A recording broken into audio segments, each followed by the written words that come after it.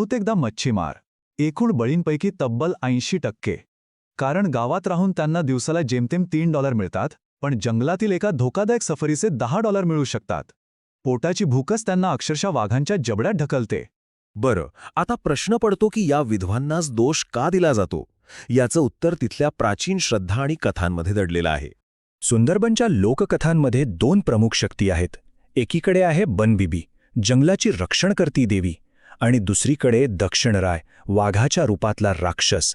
तिथली श्रद्धा अशी आहे की जे गरजेपुरतं घेतात त्यांचं बनबिबी रक्षण करते, पण जे लोभीपणा करतात त्यांना दक्षिणराय शिक्षा देतो. आणि याच श्रद्धेतून सुरू होतं ते दोषारोपाचं दुष्टचक्र.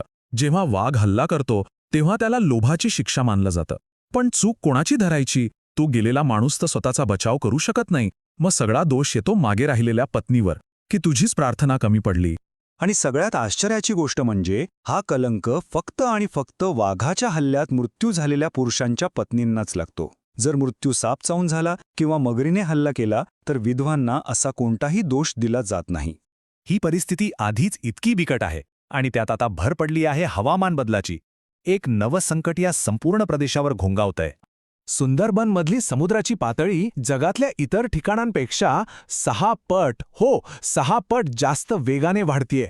यामुळे तिथली शेतजमीन आणि पिण्याच्या पाण्याचे स्रोत दोन्ही नष्ट होत आहेत. याचा परिणाम फक्त माणसांवरच नाही तर वाघांवरही होतोय. अभ्यासक तर असं सांगतात की 2070 सालापर्यंत बांगलादेशातील सुंदरबनमध्ये वाघांसाठी जगण्यायोग्य जागाच शिल्लक राहणार नाही.